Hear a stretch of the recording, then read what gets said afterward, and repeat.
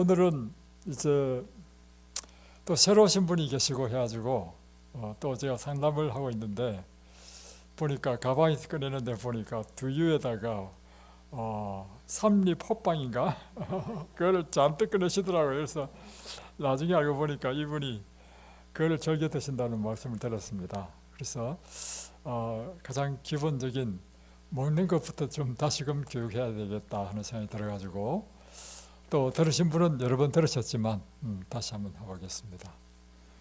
히포크라테스는 기원전 400년경의 사람이죠.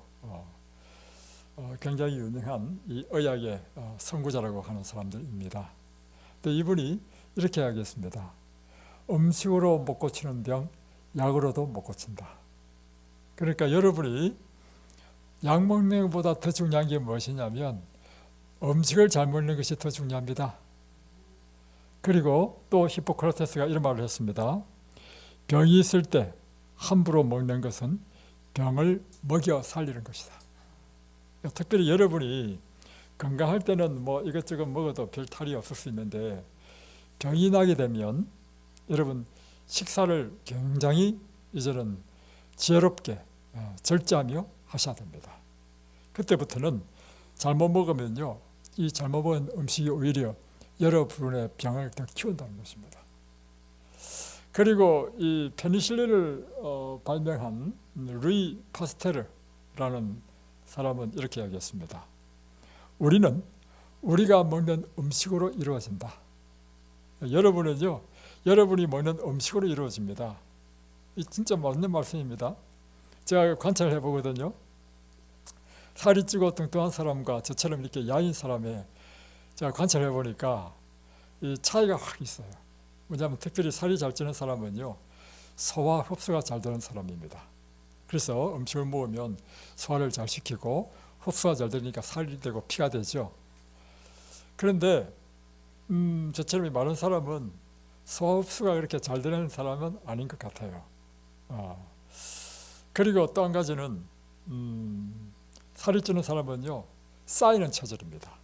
그러니까 물을 먹어도요, 물이 소변으로 나올 때 한참 시간이 걸리고, 음식을 먹으면 대변도 하루에 한 번 또는 두 번밖에 이틀에 한 번 보는 사람, 이런 사람도 있어요. 이런 사람들은 대부분 다 이렇게 살이 찌는 타입이고요. 저 같은 경우에는 먹으면 순환이 빨라. 물을 마시더라도요, 한 시간만 되면 소변으로 나와. 그리고 음식을 먹잖아요. 먹으면 저는 하루에 2번 내지 3번 변을 갑니다. 먹으면 소화돼서 바로 나온단 말이에요. 그러니까 이런 사람의 특징은 마르기는 마르지만 우리 몸에 독이 없어요. 독이 쌓이질 않는다는 것입니다. 그러니까 여러분이 보기에는 좀 이렇게 통통하면 보기 좋죠.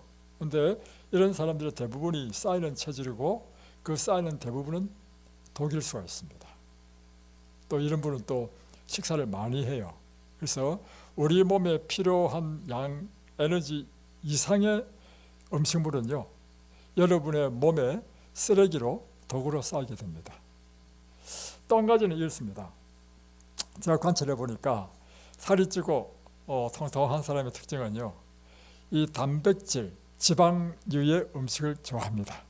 그러니까 음식을 먹더라도 좀 걸쭉하고 이런 것, 또 그 기름진 것, 이런 거를 여러분 우리 채식이라 하더라도요, 그런 것들이 콩 종류라든가 아니면 견과 이런 것 가운데 지방이 많은 것이 있단 말이에요. 그런 걸 좋아해요. 그런데 저처럼 마른 사람은요, 그런 것이 싫어. 다시 표현하면 음식도요, 담백한 걸 좋아해. 그리고 국도요, 뭐 여러 가지 집어넣은 것보다도 아주 담백한 그걸 좋아해요. 그러니까 살찌는 사람과 살 안 찌는 사람이 모든 것에서 차이 나는구나 하는 것을 제가 발견하거든요. 그래서 이제 그 이유는 이제 아무래도 이제 야인 사람은 본능적으로 소화에 부담을 느끼니까 이렇게 담백한 걸 좋아하는 것 같고, 살찌는 사람은 소화에 부담을 느끼지 않으니까 이렇게 뭐 지방이라든가 단백질, 걸쭉한 걸 먹느라도 문제가 안 되기 때문에 또 좋아하지 않은가 이렇게 해서 제가 생각이 듭니다. 하여튼 중요한 사실은요, 루이 파스테르는 우리가 먹는 것으로 우리 몸이 이루어진다. 그래서 여러분이 뚱뚱한 사람은요, 그만큼 많이 먹든지 기름진 걸 먹든지 그렇고요. 이 야인 사람은요, 체질적으로 그런 걸 별로 좋아하지 않습니다. 확실하죠? 그처럼 건강한 사람과 병든 사람은요, 차이가 있습니다. 건강한 사람은 몸에 좋은 것을 먹는 사람은 건강하고요. 몸에 나쁜 것, 특별히 육식이라든가 이런 것들은 우리 몸에 온갖 질병을 일으킵니다. 그래서 고기 좋아하는 사람들은요, 다 병이 걸리도록 되어 있습니다. 그리고 몸이 뚱뚱하면 그 지방이요, 그 지방에서 염증을 일으키는 물질이 계속해서 나온다는 거예요. 그래서 이 염증 물질이 우리 몸을 온몸을 타고 돌면서 피를 타고 돌면서요, 우리 몸 모든 기관에 문제를 일으킨다는 것입니다. 그래서 여러분이 나이 들어가지고 특별히 과체중이다, 아주 위험한 것입니다. 그래서 살찌는 것이 너무 그렇게 목숨 걸지 마시기를 바랍니다. 다음에 토마스 에디슨은 이렇게 하겠습니다. 토마스 에디슨이 누군지 알죠? 유명한 발명가죠. 미래의 의사는 약을 주지 않고 환자에게 인체 구조, 영양, 질병의 원인과 예방에 관심을 두게 될 것이다. 야, 이 과학자가 의사도 아닌데 무슨 말을 했냐면, 앞으로 이 미래의 의사는 약으로 치료하는 것이 아니라 무엇으로요? 음식으로, 또 영양으로 질병의 원인을 분석하고 그 원인을 따라서 예방하는 이런 예방의학, 원인치료, 생활습관, 천년치료로 고칠 것이다, 이렇게 이야기한 것입니다. 그리고 알버트 슈바이츠 알죠? 예, 슈바이츠 이런 말을 했습니다. 예, 아프리카의 흑인의 성자라 하죠. 인류의 건강은 접시에 무엇이 담기느냐에 달려있다. 여러분이 먹는 게 굉장히 중요합니까? 예, 그래서 이곳에 오시면 여러분이 이제 질병별로 우리 부원장님이 음식을 이렇게 때로는 절제시키죠. 때로는 어떤 환자에게는 이 음식은 삼가시라 하고, 또 어떤 환자에게는 음식의 양도 이렇게 제한해 주죠. 그것은 그만큼 음식은 우리 건강에 절대적으로 중요하기 때문입니다. 그래서 이렇게 조절해 줄 때 저항하지 마십시오. 그리고 다 나를 위한 것이다 생각하고 기쁘게 받아들이시기 바랍니다. 두 번째는 이제 음식을 먹는 방법입니다. 첫 번째 지금 제가 드리는 말씀은 음식의 종류에 대해서 말씀드렸고, 두 번째는 음식을 먹는 방법도 참 중요합니다. 제일 중요한 것은 뭐냐면 꼭꼭 100번씩 오래 씹는 것입니다. 이것은요, 우리 음식이 우리 몸에 들어가서 영양이 되느냐 독이 되느냐의 차이입니다. 우리가 잘 씹지 않고 넘기면요, 그것을 소화하는 과정에서 소화액이 무리하게 나오기 때문에 우리의 장기들이 무리를 일으킵니다. 그래서 지난번에 췌장암 걸려가지고 천년치료로 나은 제가 아는 장로님 부인이 있습니다. 이 분이 가정과 건강이라는 잡지에 글을 썼는데요, 여러분 밥을 꼭 100번씩 씹어 드십시오. 밥을 안 씹고 드시면 췌장암 걸립니다, 이런 말을 했어요. 그게 과학적으로 일리 있는 말입니다. 이 밥은요, 우리 이 입속에서 나오는 침에 탄수화물의 소화 효소가 있습니다. 그래서 우리 밥은 다 탄수화물이잖아요. 감자, 고구마 다 마찬가지예요. 그래서 우리 입에서 소화시켜서 넘겨야 됩니다. 위에는요, 펩신이나 위산이 나와가지고 단백질을 소화시키는 일을 합니다. 또 12장 가면 12장에서 소화시키는 역할이 다르고, 또 소장에서 소화시키는 역할이 다른데요, 12장 소장까지 갔는데도 불구하고 예를 들면 우리가 밥을 꼭꼭 씹지 않아가지고 대충 넘기면 지금 소화 효소가 적게 나와서 소화가 덜 된 탄수화물이 넘어가죠. 그러면 이제 소장에서는 다 시켜야 되니까 췌장에서요, 췌장에서 막 지방, 단백질, 다음에 탄수화물 소화시키는 소화액이 다 냅니다. 그러니까 췌장이 굉장히 중요한 역할을 하는 거라. 췌장이 또 우리가 인슐린 생산하는 것도 췌장이죠. 그러니까 췌장에 무리가 가게 되면 여러 가지 초장하면 암 가운데서 제일 어려운 병이라 하잖아요, 그죠? 그래서 여러분이 이 원리, 소화의 원리를 이해하시게 되면 굉장히 중요하다. 입에서 특별히 오래 씹는 것. 탄수화물이 아니라 하더라도, 여러분 단백질이나 지방이라 하더라도, 또 섬유질을 하더라도 꼭꼭 씹어줘야 섬유질이 위에 가면 잘 씹혀서 넘어온 것은 위에 상처를 주지 않습니다. 그러나 우리가 나물 같은 것, 채식을 먹을 때는 잘 씹어주지 않는 것은요, 이 뻣뻣하잖아요. 특별히 삶은 것이 아니고 생걸 경우에. 그럴 때 위에 상처를 준다는 것입니다. 그러니까 여러분이 다음에 단백질도 그렇고 지방도 그렇고 잘 씹어주면 그것이 잘려져 부서진 것이니까 위에 들어가서 단백질 소화시키는 데도 굉장히 유리합니다. 그러니까 씹는 게 굉장히 중요하고, 또 더 중요한 게 있습니다. 뭐냐면 여러분, 치매 안 걸리려면요, 밥을 아주 잘 씹어야 됩니다. 그 일본인가 어디에서 이제 연구를 했습니다. 뭘 연구했냐면 사람이 치매가 무엇과 관계 있는가 연구를 했습니다. 그래가지고 이제 여러 가지 남자와 여자의 차이가 있는가, 다음에 사회적인 소득 수준, 그것도 차이 있습니다.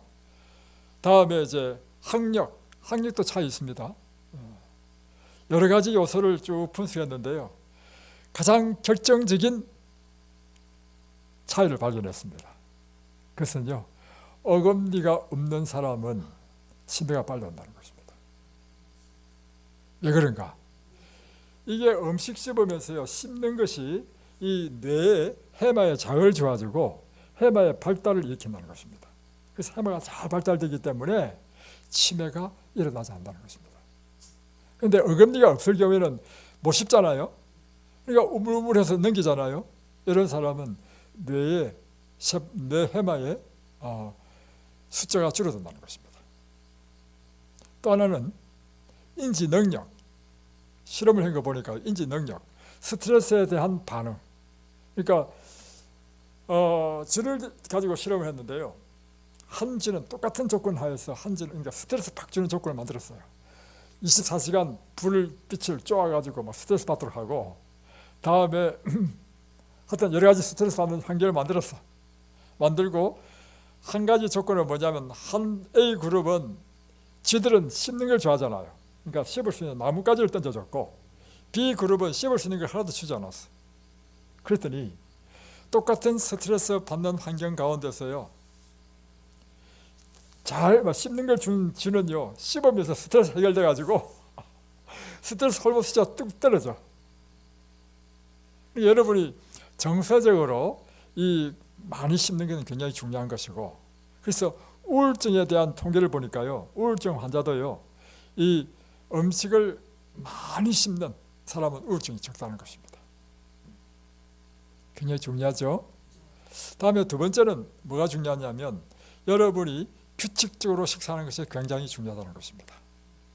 이것은 우리 몸에 생체 시기가 있어가지고, 우리 몸은 여러분이 의식하지 않는다 할지라도 해가 뜨고 해가 지는 이 자연적인 이 빛과 어둠을 우리 몸이 이게 인지를 해가지고요, 아침만 되면 하루가 시작되었다 해가지고는 나도 모르게요, 인슐린이 쫙 나오고, 다음에 코르티솔 호르몬이 쫙 나와가지고 혈압을 올려주고 체온을 올려주고 한다는 것입니다.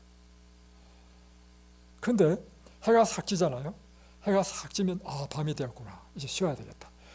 체온도 떨어지고 혈압도 떨어지고 혈당도 떨어지고 다 떨어진다는 것입니다. 놀랍죠? 그래서 이거를 발견해가지고 노벨상을 받았는데, 노벨상 받은 사람이 있습니다. 2017년에 생체 리듬 이론이 노벨 생리의학상을 수상했다는 것입니다. 그래서 이 이론에 의하면 식사도 규칙적으로 식사하는 것이 우리 건강에 굉장히 중요하다는 것입니다. 그래서 보니까 이 식사가 불규칙할 경우에 일어나는 것이 뭐냐면, 호르몬 조절의 항상성이 무너지게 되고, 이로 인해서 비만, 당뇨, 고혈압 등의 대사성 질환의 발생 위험이 증가한다는 것입니다. 그리고 이제 일주일 리듬의 주기가 혼란이 일어나는 스튜디오스 특별히 저 국내 비행기 말고 저 해외 비행기 타는 이런 스튜디오스라든가 다음에 3교대 하는 이 간호사 이런 사람들이요 특별히 유방암의 당뇨병과 유방암의 발병률이 일반인에 비해서 월등히 높다는 것입니다. 그러니까 여러분 이 우리가 생체 리듬에 따라서 사는 것은 굉장히 중요합니다. 그래서 우리 이곳에서 요양원에 오면 사람들이 건강이 좋아지는 이유는 뭐냐면 여기에서는 시간만 되면 밥 먹으러 와야 돼. 그렇죠? 시간만 되면 강의 들으러 와야 돼. 시간만 되면 아침 쳐줘야 돼. 시간만 되면 또 운동해야 돼. 이 규칙적인 생활이 여러분을요 굉장히 건강하게 만든다는 것입니다. 또 하나는 이게 불규칙한 식사를 할 경우에 장내 세균총에 영향을 미친다는 것입니다. 이 장내 세균총은 우리의 면역과 관계되어 있죠.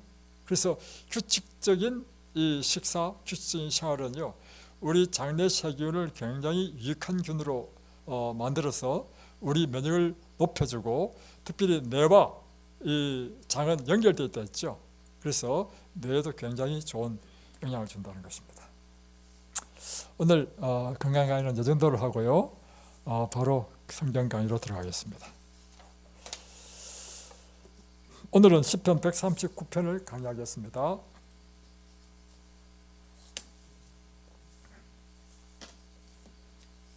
시편 139편은요 하나님은 어떤 분이신가 하나님의 속성에 대해서 우리에게 가장 잘 알려주는 시편이 시편 139편입니다.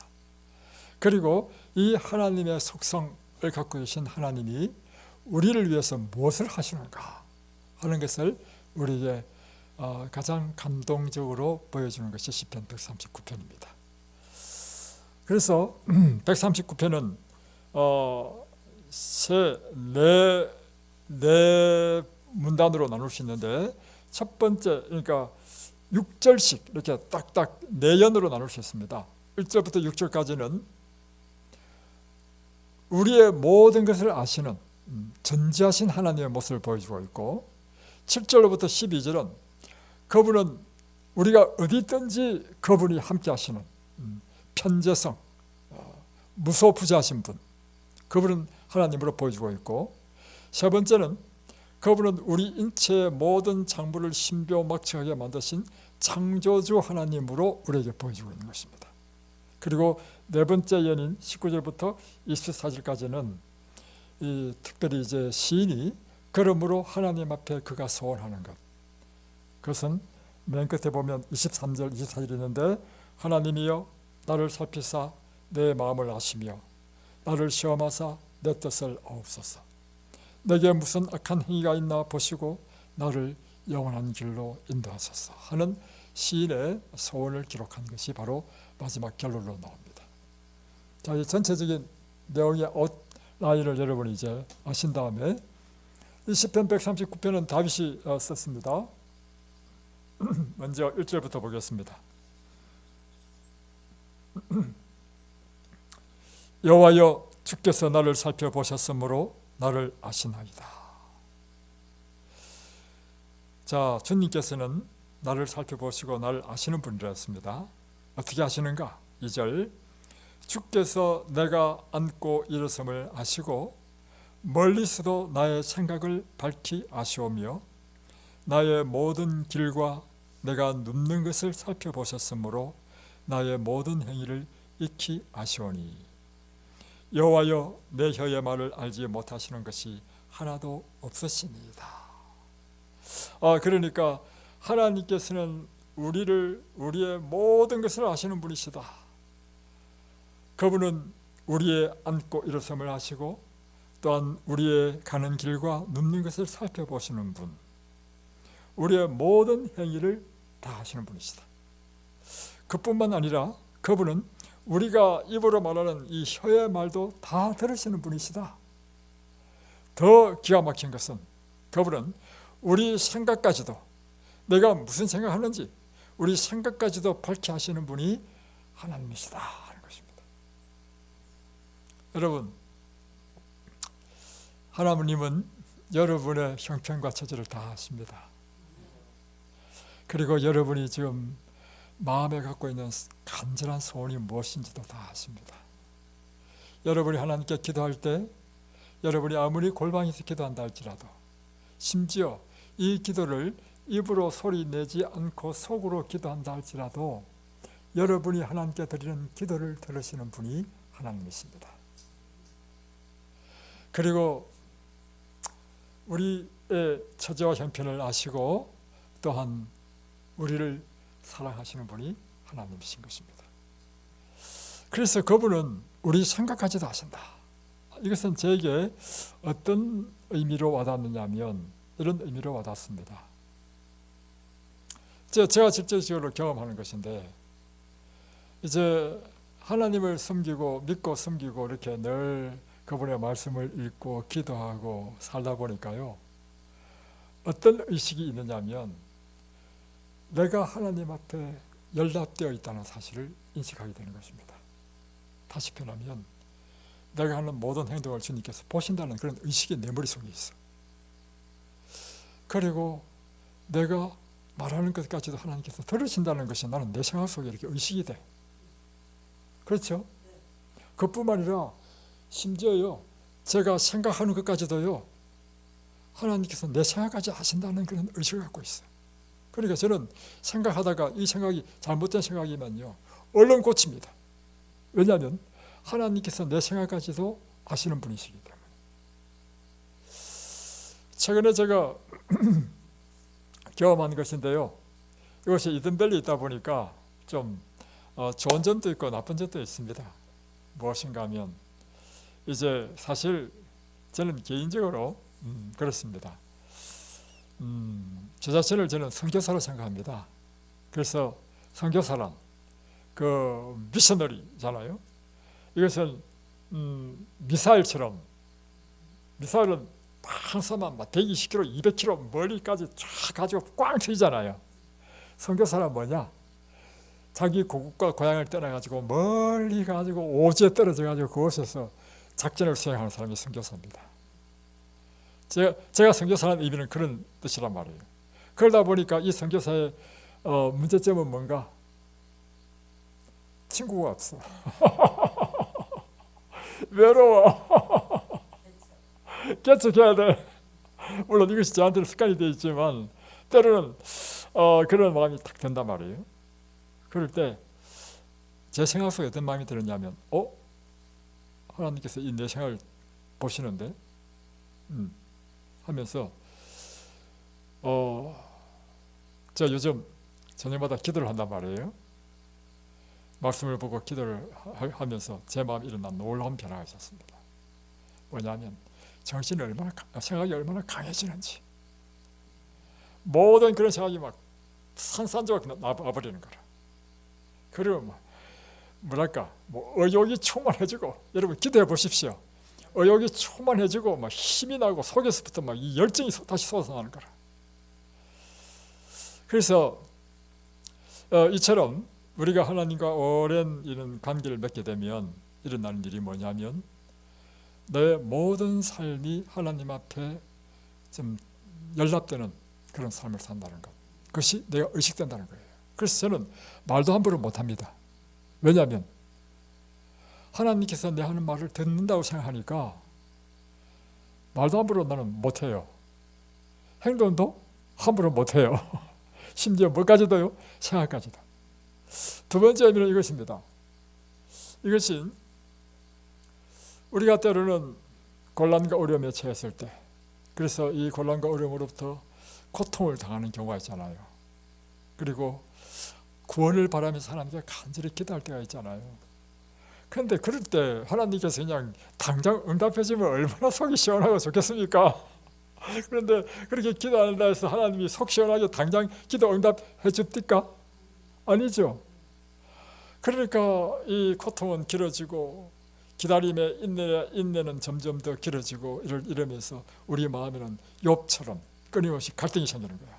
하나님이 정말 살아계시나? 하나님 내 기도를 들으시나? 나를 보신단 말이냐? 진짜로 제 하나님 계시냐 안 계시냐? 이런 의문이 들 수도 있잖아요. 일반적인 이제 믿음이 적은 사람들은. 오늘 시편 139편은 우리에게 이야기합니다. 내가 원하는 시간, 내가 원하는 방법대로 하나님께서 우리의 처지와 형편을 고쳐주지 않고 내가 드리는 기도를 내가 원하는 식대로 속히 그 기도의 응답을 듣지 않는다 할지라도 분명한 사실은 하나님은 우리의 모든 처지와 형편을 다 보고 계시다. 하나님께서는 우리의 모든 기도를 들으신다.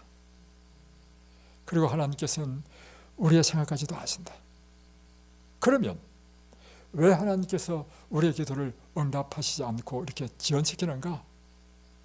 그 이유는요, 하나님은 우리에게 가장 최선이 무엇인지 아시고 우리에게 가장 최선을 주시기 위함이라는 것입니다. 그것이 어디에 나오냐면 17절 18절 보십시오. 하나님이여 주의 생각이 내게 어찌 그리 보배로우신지요 그 수가 어찌 그리 많은지요. 여러분 장기를 두는데요, 또는 바둑을 두는데 이 단수가 높은 사람과 단수가 낮은 사람이 바둑을 뜨면요, 단수 낮은 사람은요, 단수가 높은 사람이 바둑알 놓는 걸 이해를 못합니다. 지금 싸움터에 있으면 싸움한테 바둑을 놔야 되는데 엉뚱한데 바둑알 놓는단 말이에요, 고수는.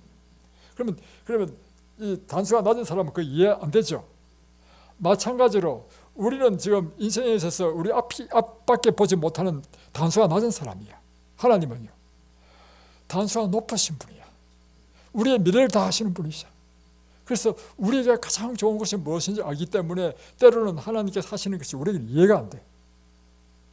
그런 것입니다. 그러나 세월이 지나서 쭉 나중에 보면 단수 높은 사람들이 확실히 이기죠. 그처럼 하나님께서 하시는 그 일이 정말 우리를 위해서 가장 최선이라는 사실을 우리는 고백하게 되는 것입니다. 그래서 우리가 고백하는 것이 뭐냐면 하나님이여 주의 생각이 어찌 그리 보배로우신지요 그 수가 어찌 그리 많은지요 내가 세려고 할지라도 그 수가 모래보다도 많도소이다. 이렇게 고백하는 것입니다. 그래서 시편 139편 5절에 보면 이제 그분이 나의 앉고 일었음을 아시고 내 혀의 말을 다 들으시고 나의 생각도 밝히 아시는 그분이 5절에 보면 이렇게 기록하고 있습니다. 주께서 나의 앞뒤를 둘러싸시고 내게 안수하셨나이다. 이 뜻은 무엇인가 하면 앞뒤를 둘러쌌다는 의미는 뭐예요? 호의. 하나님께서 나를 보호하신다는 것입니다. 그런데 여러분, 하나님이 여러분 눈에 보입니까? 안 보이죠? 그분이 호의하시는 거 어떻게 알 수 있습니까?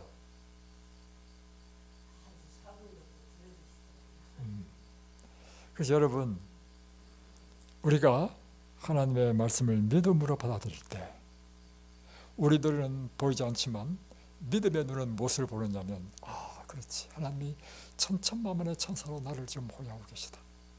나를 둘러 진치고 계시다. 나의 앞과 뒤를 보호하신다. 이걸 우리가 믿음의 눈으로 보고 느낄 수 있다는 것입니다. 그리고 내게 안수하셨나이다. 이 뜻은 무슨 뜻이냐면 특별히 안수하는 것은요, 특별한 사명을 맡길 때, 직임을 맡길 때 제사장, 왕, 선지자에게 안수하죠. 그뿐만 아니라 이 안수는요, 축복을 의미합니다. 어머니들이 자기 아이들을 데리고 와가지고 예수님께서 자기 아이의 머리에 안수해 주기를 바랬죠. 원했죠. 그것은 뭐냐면 예수님의 안수는 우리 인생에는 축복이라. 그래서 축복을 의미하기도 합니다. 그래서 이처럼 우리 인생에 대한 모든 걸 아시는 그분이 나를 앞뒤로 둘러싸고 내 머리 위에 안수하시는 분, 나를 축복하시는 분. 그래서 여러분에게 하나님께서는 안수하십니다. 예수님께서 이 땅에 오셨을 때요, 환자들을 치유하실 때 어떻게 치유하셨느냐? 그 몸에 안수, 손을 대셨습니다. 마태복음 8장 문둥병자가 왔죠. 허물어진 그 징그러운, 보기만 해도 징그러운 그 사람에게 예수님께서는 어떻게 하셨다고요? 그 몸에 손을 대시며 이러시되 내가 원하노니 깨끗함을 입어라 하니까 그 즉시로 문둥병이 사라졌습니다. 소경에게는요, 그의 눈을 만지며 이르시되 보라 했습니다. 그러니까 예수님께서 안수한다는 의미는 무엇이냐면 곧 치료를 의미하는 것입니다. 오늘 이 안수가 여러분에게 안수하심으로 여러분의 아픈 그 부위가 치료되기를 주의 이름으로 축복합니다. 다음에 이제 6절에 이 지식이 내게 너무 귀하니 높아서 내가 너기 미치지 못하나이다. 그러니까 이 하나님께서 하시는 이것은 우리의 지식으로는 미칠 수 없는 지극히 높은 것이라고 하는 것입니다. 자, 7절부터는 이제 하나님께서는 무소부재하신 분, 어디든지 우리 있는 곳에는 그분이 있으시다는 뜻입니다. 내가 주의 영을 떠나 어디로 가며 주의 앞에서 어디로 피하리까. 내가 하늘에 올라갈지라도 거기 계시며 소울에 내 자리를 펼지라도 거기 계시니이다. 내가 새벽 날개를 치며 바다 끝에 가서 거주할지라도 거기서도 주의 손이 나를 인도하시며 주의 오른손이 나를 붙드시리이다. 그러니까 우리는요, 하나님의 이 임재에서 벗어날 수 없다는 것입니다. 그 옛날에 그 손오공이 그 부처에서 벗어나기 위해서 열심히 구름을 타고 막 도망갔는데 알고 보니까 부처님 손바닥이라는 거 보셨죠? 그처럼 지금 이 말씀이 이런 말씀입니다. 우리가 하늘에 올라간다 할지라도 누구를 피해서?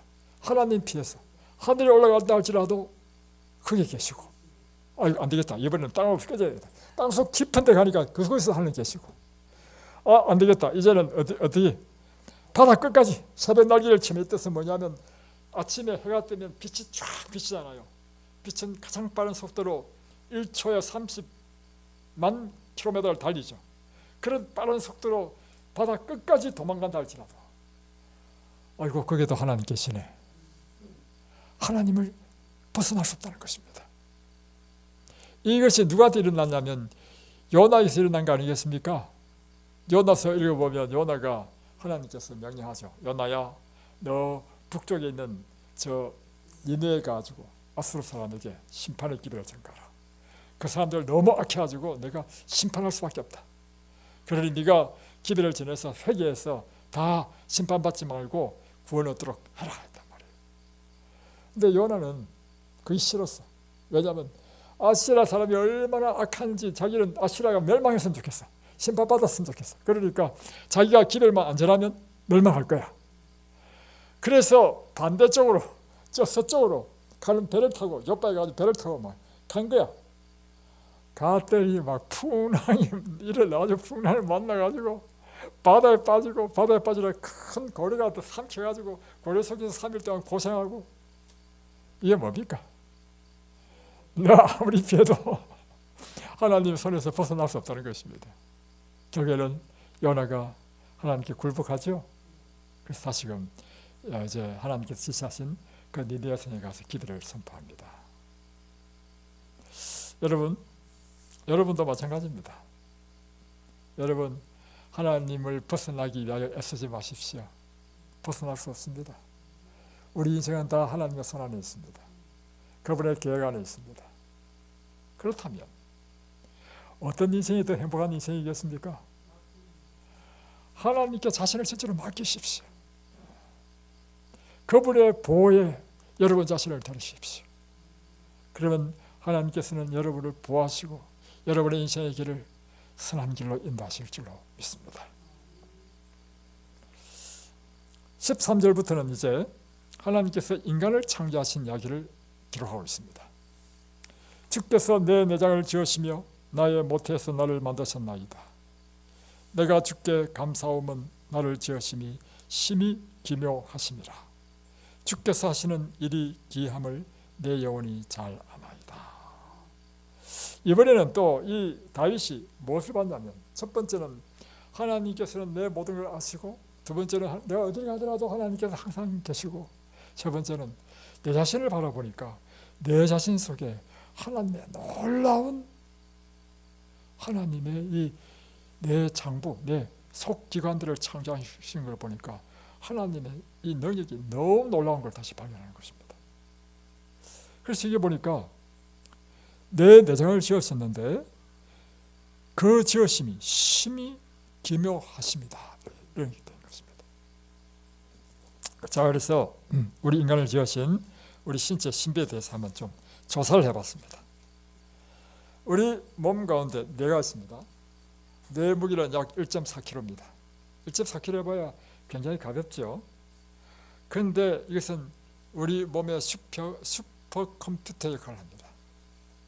자, 우리 뇌 속에 뉴런, 신경세포가 있는데 이 신경세포가 1000억 개, 그리고 신경세포에 달려있는 시냅스가 있어요. 시냅스는요 100조 개. 그러니까 이 조그만 뇌 속에 1000억 개의 신경세포와 뉴런이 100조 개나 있는 그런 섬세한 조직으로 지금 마치 컴퓨터의 CPU처럼 작동하는 것입니다. 이야, 참 신묘막측하죠. 그뿐만 아니라 뇌 저장 용량, 이제 우리가 이제 용량을 이제 저장 용량이 이제 뭐 1메가바이트, 메가 다음에는 1기가바이트, 메가는 100만 바이트가 메가바이트입니다. 기가바이트는 10억 바이트가 1기가바이트입니다. 그래서 지금 우리가 지금 촬영하는 걸 지금 녹화하고 있죠. 그 칩이 126 기가바이트입니다. 그런데요, 이 기가바이트보다도 더 높은 것, 그러니까 1조 바이트가 뭐냐면 테라바이트입니다. 그런데 우리 뇌의 이 용량은 얼마 되느냐? 1000조 바이트입니다. 1000조 바이트. 그래서 이 세상에 있는 모든 도산에 있는 책들을 몽땅 다 집어넣어도 남는다는 것입니다. 여러분 놀랍지 않습니까? 예. 그래서 우리는 평생 살면서 우리 뇌에 5%도 못 쓰고 죽는다는 것입니다. 예. 엄청난 신묘막측함이죠. 그리고 또 우리 신체를 보면요, 우리 이제 여러분 카메라 만드는 모든 거는요 우리 신체를 중심으로 다 연구해서 만든 것입니다. 우리 눈은요 화소가, 눈이 얼마냐면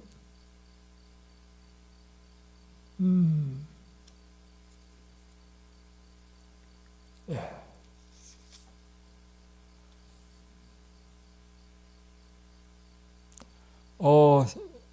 제가 못 찾겠습니다. 그런데 우리가 이제 카메라를 보게 되면 보통 이제 흔들거리면 이게 차에서 카메라 못 찍죠. 흔들거려가지고, 그렇죠? 그러니까 이제 초점이 안 맞기 때문에 그렇다는 것입니다. 그런데 사람은요 흔들거리는 차를 타고 있어도 전혀 문제 없죠. 이게 신비인 거야. 아니 어떻게 이 카메라를 흔들리면 사진을 못 찍는데 사람 눈은 흔들려도 왜 이게 그대로 이렇게 주시하지? 그래서 이 눈의 구조를 연구해가지고 새로 개발한 게 있는데 뭐냐면 흔들리는 속에서도 사진을 찍을 수 있는 것을 개발했습니다.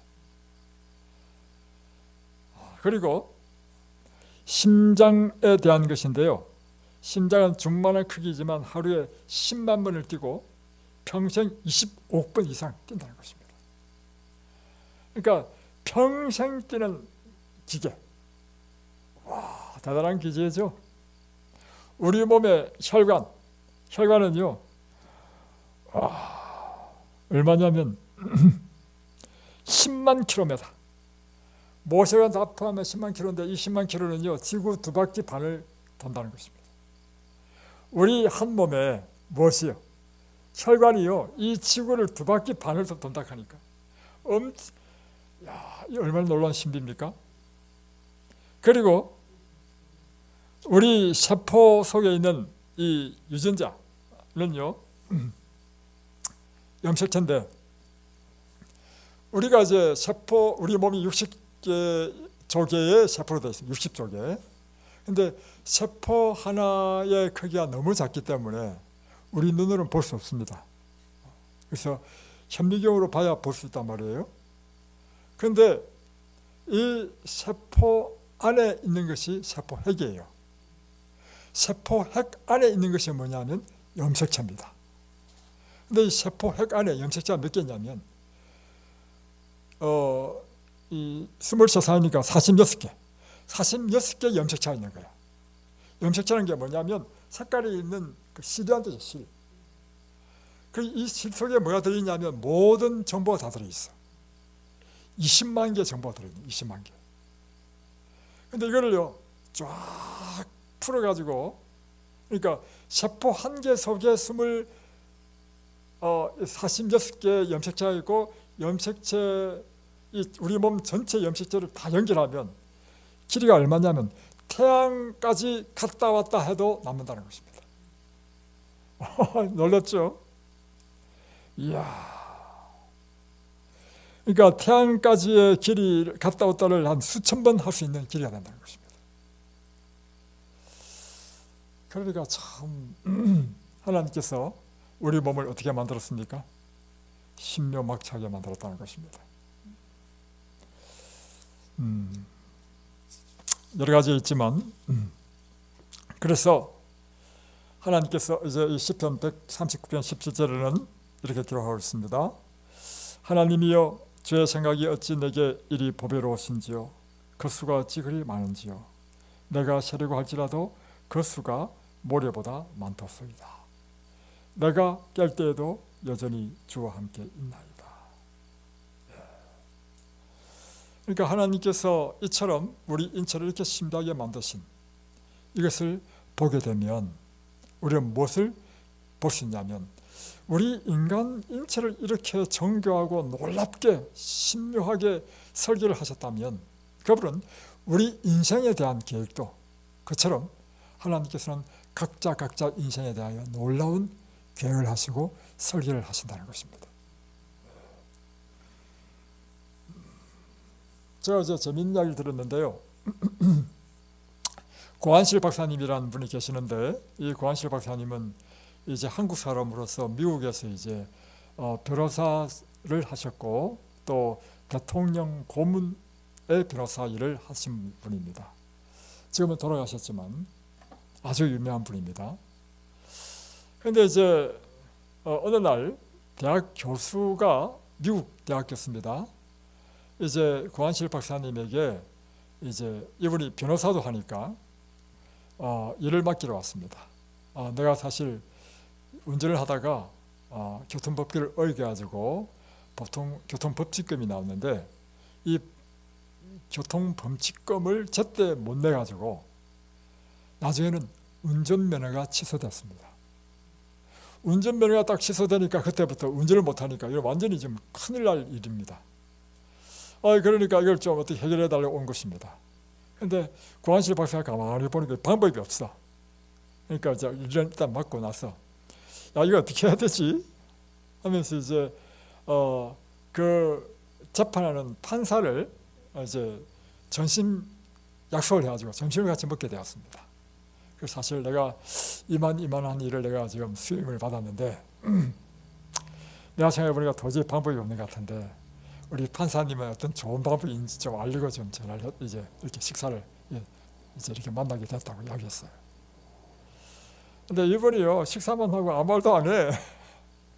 그러더니 이거 답답하잖아요. 아무 말도 안 하더니 다 식사 다 마친 다음에 딱 마지막 한 말만 딱 한 거야. Be patient. 이게 무슨 뜻이냐면 참아라, 인내하라, 기다리라 이런 뜻이거든요.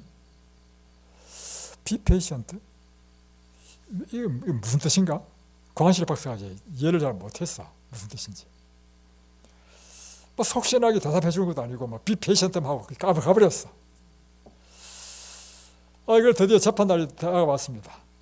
이제 그 재판은 이제 이렇게 교통법규 잘못 어긴 사람만 뭐 하는가 봐. 그러니까 이제 그 경찰이 담당 경찰이 와가지고 다 이제 이 사람 이렇게 잘못해서 이런 형을 받아야 된다 이런 것을 이제 이야기하는 거죠. 근데 이제 자기 사건이 이제 오전에 있었는데 오전에 자기 사건을 안 다뤄.